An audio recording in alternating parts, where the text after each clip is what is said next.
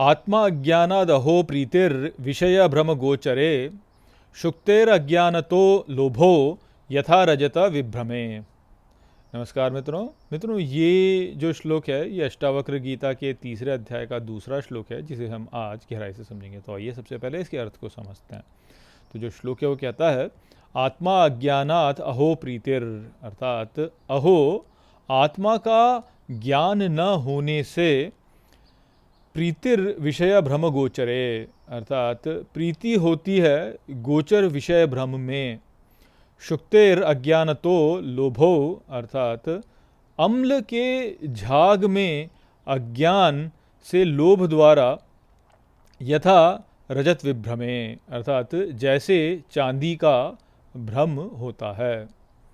तो यहाँ पर अष्टावक्र जनक महाराज से कहते हैं कि अहो आत्मा का ज्ञान न होने से ही वास्तव में जो ये गोचर विषय हैं, अर्थात जो हमारी इंद्रियों को चलायमान करने वाले विषय हैं, उनमें प्रीति का भ्रम होने लगता है। ये बिल्कुल वैसा ही है जैसे जब अम्ल के झाग को हम देखते हैं तो कई बार उस झाग में हमें चांदी का भ्रम होने लगता है, और वो हमें इसलिए होता है क्योंकि हमारे मन में लोभ होता है कि भाई यहाँ अच्छा हमें चांदी मिल जाए, तो जो अम्ल का झाग होता है उसको ही चांदी मान करके हम ये मान लेते हैं कि अच्छा ये चांदी है। तो ये स्थिति है हमारी वास्तव में। तो मूलतः हमें ये समझना है कि हम जो हैं वह धीर नहीं है। जैसे पिछले श्लोक में बोल रहे थे ना कि जो आत्मज्ञानी धीर होता है, तो हम धीर नहीं हैं। धीर अर्थात जो धैर्य रखने वाले, धीरज रखने वाले, जो एकदम से जो है स्थिति के प्रति प्रतिक्रिया ना करें, तो हम धीर नहीं हैं वास्तव में। हम क्या होता है हमारे साथ में कि हम अधीरता कर देते हैं, धैर्य नहीं रखते, और इस कारण से जो है हम लोभ में पड़ जाते हैं और हम जो वास्तविकता वो नहीं देख पाते, और जो हमारे सामने रखा जा रहा है हम उसको ही सत्य मान लेते हैं, और इस कारण से जो है सारी समस्या उत्पन्न हो जाती है। कि जैसे अम्ल के झाग में हम आपको चांदी दिख जाए, वहाँ पे वास्तव में तो अम्ल है, अम्ल का झाग है केवल, वो कुछ है नहीं वास्तव में वहाँ पे, किंतु आपको जो है उसमें ऐसा लग रहा है कि हाँ इसमें चांदी है।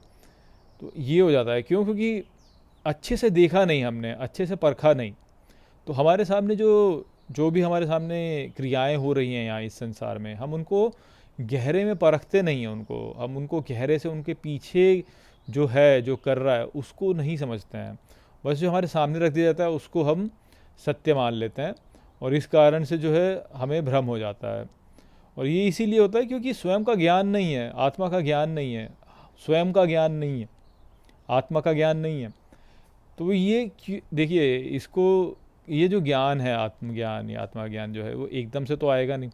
आप गुरुओं की बातें सुनते हैं, आप महापुरुषों की बातें सुनते हैं, तो उनसे जो है आपको एक संकेत मिलता है कि आत्मा क्या है। किंतु ये जो ज्ञान है यह वास्तव में स्वयं ही प्राप्त होता है, अपने भीतर ही प्राप्त होता है, अपने हृदय गुहिया में ही इसे प्राप्त किया जाता है। परंतु अपनी हृदय गुहिया में, अपने स्वयं के भीतर कोई झांकता ही नहीं है।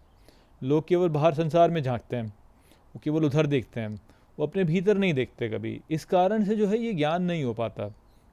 ये ज्ञान केवल जब होगा जब व्यक्ति स्वयं के भीतर देखने लगे, बहिर्मुखी से हट करके अंतर्मुखी हो जाए। जब वो ये देखेगा कि अच्छा जिस प्रकार की भावना मैं रखता हूँ उसी प्रकार की क्रियाएं मेरे सामने हो जाती हैं, तो उसको फिर ये भान होगा कि अरे ये कैसे हो रहा है सब कुछ। हमको क्या लगता है कि बस जो किसी ने मान लीजिए हम पे क्रोध कर लिया, तो हमको लगता है कि उस व्यक्ति ने हम पे क्रोध किया। हम ये नहीं समझ पाते हैं कि हमने अपने भीतर किस प्रकार की धारणाएं रखी हुई थी जिस कारण से ऐसा हुआ कि दूसरे व्यक्ति के हृदय में ईश्वर ने ऐसे शब्द डाल दिए जो कि हमें कष्ट देने वाले थे। ये नहीं समझ पाते हैं हम सोचते हैं कि उस व्यक्ति ने स्वतंत्र रूप से कार्य किया और उसने हमको दुख दिया, जबकि वास्तव में दुख जो है वह कोई किसी को नहीं देता। दुख हम स्वयं अपने लिए उत्पन्न करते हैं। सुख जो है वो कोई किसी को नहीं दे सकता, सुख हम स्वयं अपने लिए उत्पन्न करते हैं। सुख देने वाला, दुख देने वाला ईश्वर है, जो कि हमारे भीतर ही उपस्थित है, सबके भीतर उपस्थित है। यदि उसने ये निश्चय किया कि हमको दुख देना है, तो वह अन्य के व्यक्ति के हृदय में इस प्रकार के भाव उत्पन्न कर देगा कि वह आपके प्रति जो है क्रोध या आपको दुख देने लगेगा। हमें लगेगा कि वो व्यक्ति हमको दुख दे रहा है, किंतु वास्तव में ऐसा है नहीं।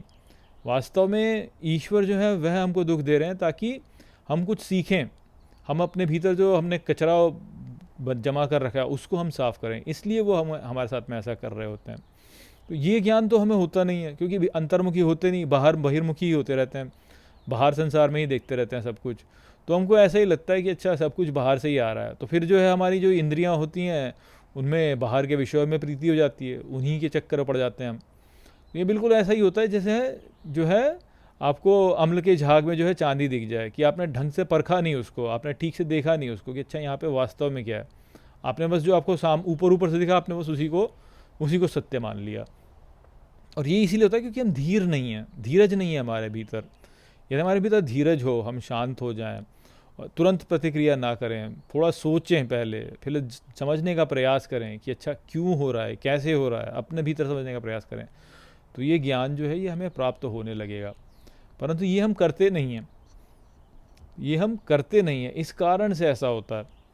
तो ये यदि हम करें, यदि हम महापुरुषों की बातों को अच्छे से सुने, अच्छे से समझने का उनको प्रयास करें, ग्रंथों का ठीक से पाठ करें, उनमें जो कहा जा रहा है उनको ठीक से समझने का प्रयास करें, अंतर्मुखी हो जाएं, अपने आचरण को ठीक से देखें, अपने आचरण का मूल्यांकन करें और ये देखें, जिसे स्वाध्याय कहते हैं ना। स्वाध्याय केवल केवल पाठ नहीं है, केवल ग्रंथों का पाठ नहीं है। स्वाध्याय का अर्थ होता है अपने आचरण का भी ध्यान रखना, अपने आचरण को भी पढ़ना, अपने आचरण को देखना कि मेरे आचरण से मैं जो आसक्ति करता हूँ उससे कैसे मेरे जीवन पे प्रभाव पड़ रहा है, उसको देखना, वह भी स्वाध्याय है। वो हम नहीं करते हैं। जब हम वो करेंगे तो ये जो भ्रम है ये हमारा नष्ट होगा। तो आत्मा का ज्ञान न होने से ही वास्तव में जो बाहरी विषय हैं उनमें हमारी प्रीति हो जाती है। यदि आत्मा का हमें ज्ञान हो जाए, स्वयं का ज्ञान हो जाए, भीतर का ज्ञान हो जाए, स्वाध्याय करें, अपने आप को जाने कि हम कौन हैं,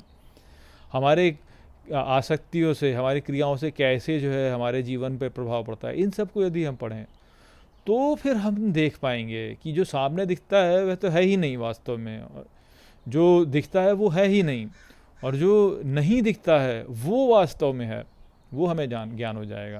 तो वो यहाँ पे अष्टावक्र जनक महाराज से कह रहे हैं। तो आशा करता हूँ कि मैंने इस श्लोक को आपको अच्छे से समझा दिया होगा। चलिए इसी के साथ इस वीडियो को यहीं पे समाप्त करते हैं। नमस्ते।